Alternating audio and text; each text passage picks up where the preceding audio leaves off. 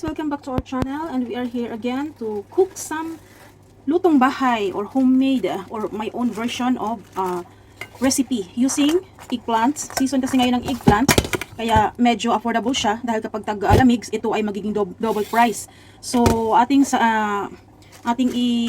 sabay natin yung medyo affordable yung talong. Luto tayo ng luto at napakaganda po ng health benefits ng talong, guys. For your information, ito ay magandang gulay. At search nyo lang sa Google kung ano ang health benefits ng talong at hindi ko na i-include dito. So yun guys, gamit ang healthy part ng manok. Breast chicken ang ating gagamitin. So watch until end guys. At kung paano ko ito lutuin, I'm sure na magugustuhan ninyo. At pati mga bata ay makakakain. So yun, tapos usually hindi ko ginagamit ang actually ayan lang yung ano niya kasi alam siguro ng mga Hapon na hindi naman ginagamit ito, so binibenta nila ito separately kasi may mga bumibili din yung gumagawa ng chicken oil. So ito ay aking minsan kapag marami, ginagamit ko siya as chicken oil. Kailang wala ako sa mood gumawa ng chicken oil ngayon at hindi nila magustuhan ng mga anak ko. Ayaw nila yung halimbawa yung garlic rice, lagyan ng chicken oil, ayaw nila ng ganun. So ginagawa ko ito is tinatapon ko na lang. So yun. Then keep watching guys kung paano ko lulutuin ang aking chicken breast with eggplant. Very simple and lutong bahay. So yan. So yun, hihiwain ko lang siya in strip size. Strip mahahaba. Para hindi siya madurog, sabayan natin yung line ng met. Kasi kung hindi natin sabayan yung line ng met, mabilis madurog yung breast chicken. So kung ayaw mong nadudurog ang yung luto, sabayan mo yung line na pahaba. Diba mayroong line? Yung line na pahaba ng manok. Sabayan mo siya. Huwag mo siyang ikat kasi pag ikat mo siya, madudurog siya. So yun po yung aking natutunan sa papanood ko ng mga cooking. Mahilig kasi ako sa cooking guys. Yun, hindi naman ako professional, wala akong pinag-aralan about cooking, so nakita ko lang din ito sa mga napapanood ko. So yun. So ito na siya, it's done. Then, i-marinate natin siya sa spice na paprika. Paprika kasi magbibigay siya ng mabango na smell, at the same time, attractive na kulay. Nutmeg. Yun. Marinate natin siya sa nutmeg and paprika plus salt and pepper. Not sponsored. So salt and pepper. To balance the taste, apple vinegar. Tapos yan, mix natin siya. Set aside natin siya ng almost 1 hour or whole night. Para mas manunuot sa meat yung ating mga nilagay na spice and seasoning. So yun. Ganyan siya. Set aside for almost 1 hour or more. The best. Then let's continue and proceed to other recipe. Talong. So ito yung size ng summer eggplant. Mayroon ding mahahaba at may malalaki. Pero gusto kong ganito, mini lang siya. Hindi mo na siya kailangan pa kasing hiwain. Tamang-tama na siya sa kailanganin ko na haba ng size ng aking talong na recipe. Sira siya best. Yun. Talong is one of the best healthy, delicious na uri ng gulay. So, ganyan lang kasi maliliit lang siya. Mahaba din ang pagka-slice. Kaming dalawa lang kasi ng ate kakain ito kasi yung bunso ayaw. Hindi ko muna siya pipilitin. So, ganun lang. And I use 1 onion for my talong recipe. White or red. Pero mas gusto ko yung white. Kasi ano siya, malasa, manamis-namis. Yun. Then usually pag nagluto ako is pag ganyan yung hiwa ko. Ngayon is pahaba with malalaki na slice para bumagay siya sa talong. Yun. Then set aside at magluto tayo ng talong. And I'm using turmeric guys. Turmeric and flour. Simple flour without any spice. Without any taste. Flour alone. All-purpose flour plus turmeric. Mix it well. Then before fry. Ganyan lang.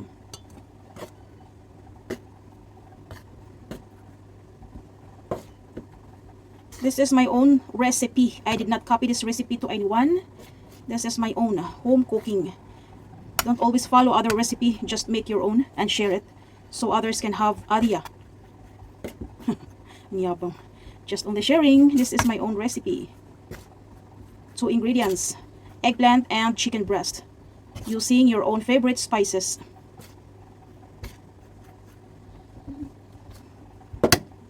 So let's proceed to fry the talong or eggplant.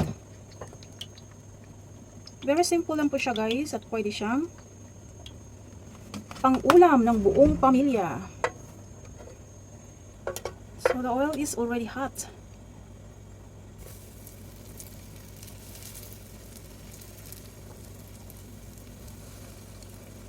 So ito na siya guys, yung ating breast chicken. And I put some plain flour, all-purpose flour, and 2 frozen bags. Then ilagay natin siya dito.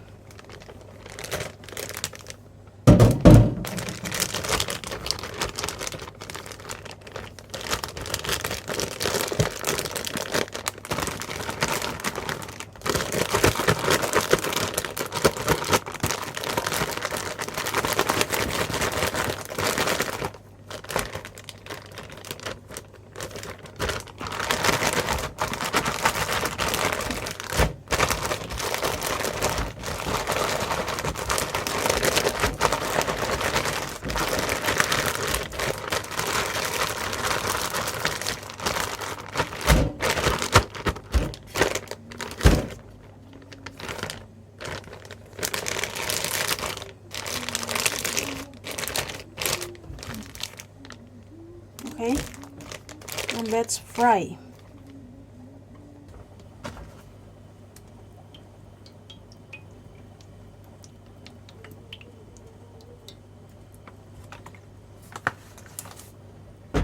So ayan na siya guys. I-fry natin separately ang ating mga ingredients.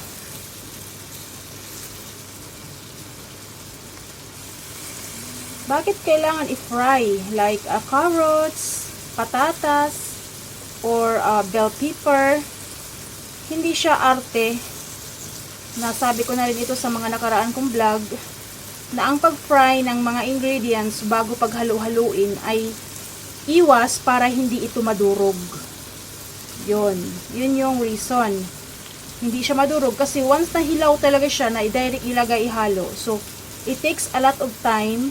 Like patatas, bago maluto yung ibang ingredients, durog na rin yung patatas. Unlike kung lahat ay ano na siya, ay luto na siya, ano na lang, paghalo-haluin, tapos lagyan siya ng sauce or seasoning. Then after that is ano na, pwede na siyang hanguin yun. Pwede mo na siyang i-serve. Yun yung purpose kung bakit nakikita natin sa iba na piniprito or pina-fry nila yung mga ingredients bago mag-umpisa ng final na luto. So yun yung purpose guys. Ganyan, hintay natin na matapos yan para atin siyang lutuin sa desire natin na recipe. Kasi hindi pa talaga ito ang recipe. Then ito na po yung talong natin. So yan.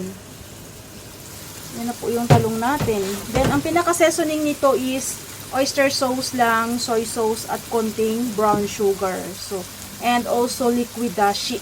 Yun lang. Then, keep watching guys. And let's finalize our recipe.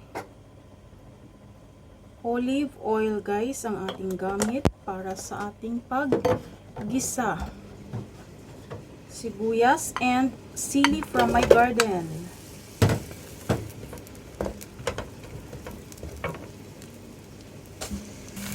So, ayan na siya guys.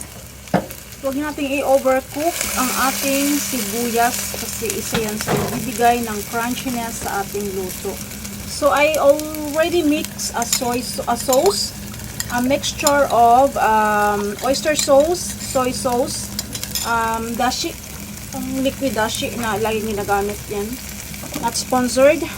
Then, a small amount of water. Ayan po yung ating seasoning. Then let's put the chicken strips fried. Breast chicken strips fried. Yun. Luto na po siya. So, hindi natin kailangan ng mahabang oras na siya ay halu-haluin or lutuin. And let's follow our napakadali na lang lutuin kapag luto na ang ating mga ingredients. So, yun. Let's follow the talong. Talong also is already cooked. So, no need to halo-halo a lot para hindi siya madurog.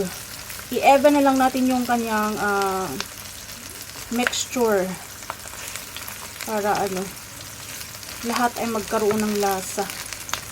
So, yun. Tapos, ilagay na natin ang ating pinakapang seasoning.